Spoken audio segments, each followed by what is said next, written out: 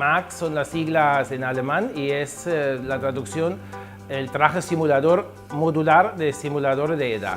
La idea es sentir qué siente una persona con limitaciones. La posibilidad de MAX es tener 3 franjas de limitaciones de un 20, 40 o 60%.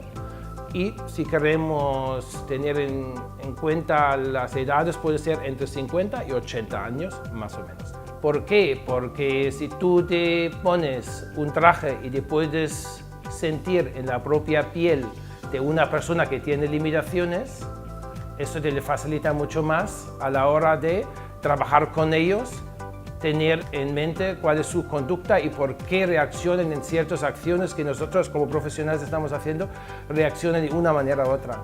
Yo digo, ese es un viaje al futuro para ver lo que pasa, volver al presente para mejorar el presente en la función en que estoy.